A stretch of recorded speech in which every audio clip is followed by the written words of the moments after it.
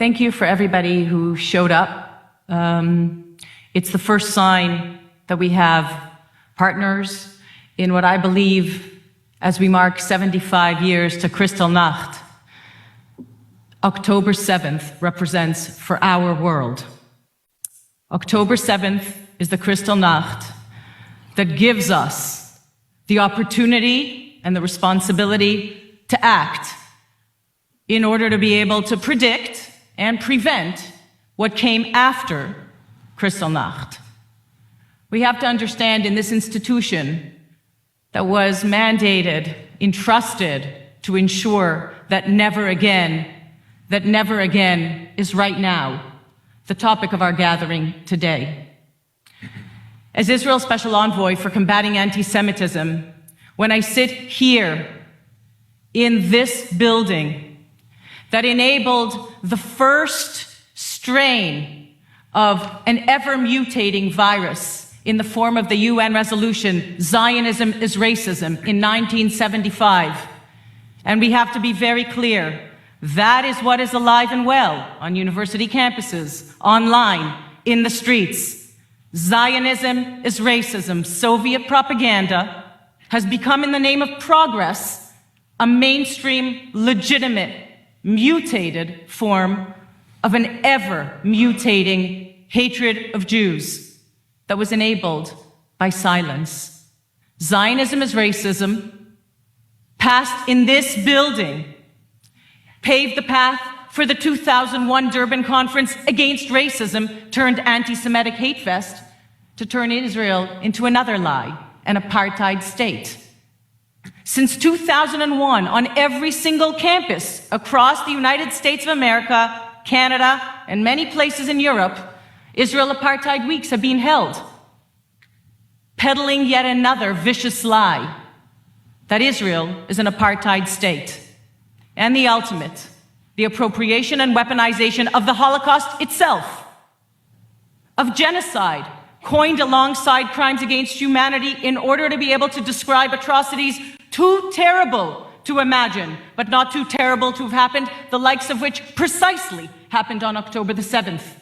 The burning of babies, the raping of women so bad their legs couldn't be straightened for their burial, the burning of entire families, taking refuge from incoming rockets, each a violation of international law, a double war crime, 9,400 rockets targeting Israelis.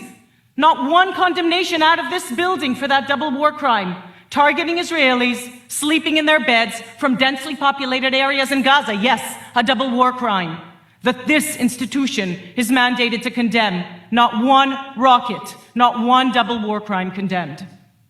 And so we meet today at a moment of reckoning, at a moment that in order for never again to mean anything when never again is right now, we must recognize that the same dehumanization, the same delegitimization, the same double standards that enabled the murder and the burning and the annihilation of the individual Jew, barring him or her from an equal place in society, has just morphed to the dehumanization and the delegitimization and the double standards towards the Jewish nation state, the proverbial Jew among the nations, intended to be an equal member among the family of nations, but barred and prevented from being that equal member in this very institution, demonized, delegitimized, and applied double standards to in every committee hearing, in every session that the Human Rights Council meets.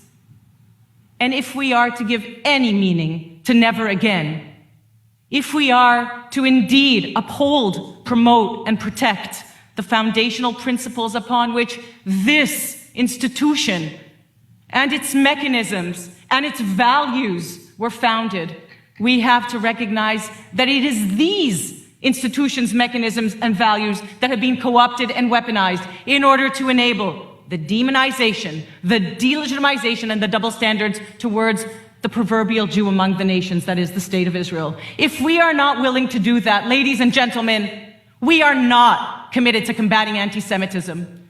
If we do not unequivocally condemned the atrocities of October 7th, without a but at the end of that sentence, we are not upholding the responsibility of never again. Let it be very clear. There are no two sides to this equation. There is a genocidal terror organization that, just like Mein Kampf, is committed to the annihilation of the State of Israel and the murder of Jews, openly stating that.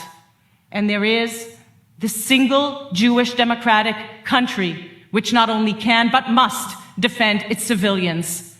There is that genocidal terror organization, but one proxy of a genocidal terror regime that does the very same thing to the people of Iran in this building on November 2nd, becoming the chair of the Human Rights Council's social mission, an Orwellian reality that the ear cannot even be able to contain, but is not too true, not too terrible to have happened right here in this building.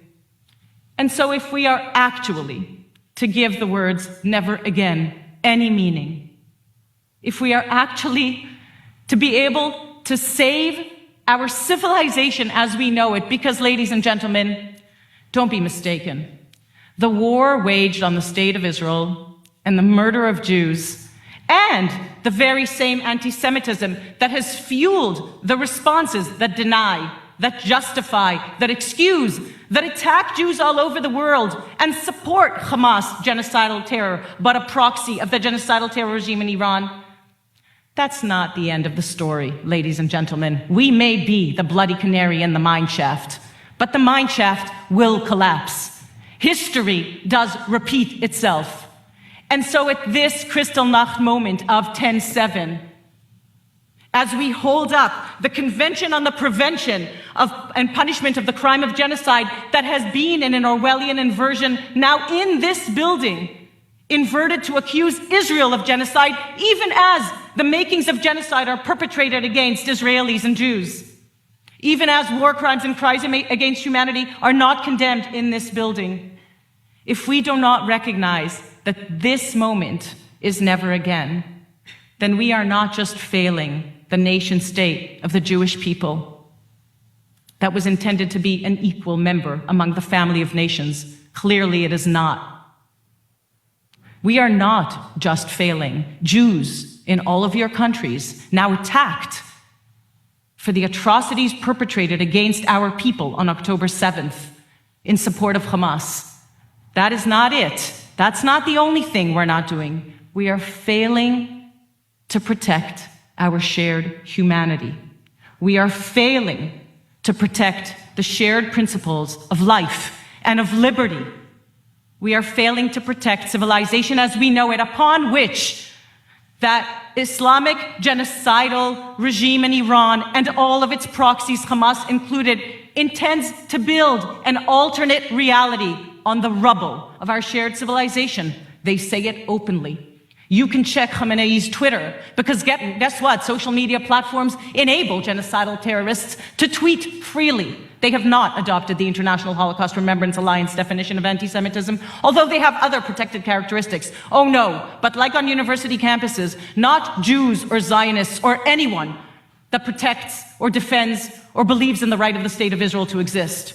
No, that protection, diversity, equity, and inclusion, which this building too is so committed to, which every university campus declares its commitment to, which every online space and social media platform is so committed to protecting, it doesn't apply to Jews or Zionists or those that believe in the right of the State of Israel to exist in any border. And ladies and gentlemen, let's not be mistaken about it. The call that is heard, including here, from the river to the sea, that is a call to annihilate the State of Israel. That echoes the Hamas charter. From the river to the sea is a call to genocide, right here in this building. And so, if we are to really uphold never again, and acknowledge that never again is right now, while never again for the rest of the world may be never again will we be silent as you are. Never again will we allow false moral equivalency in a raging war for public opinion that was waged in this building in 1975 and has continued through time, which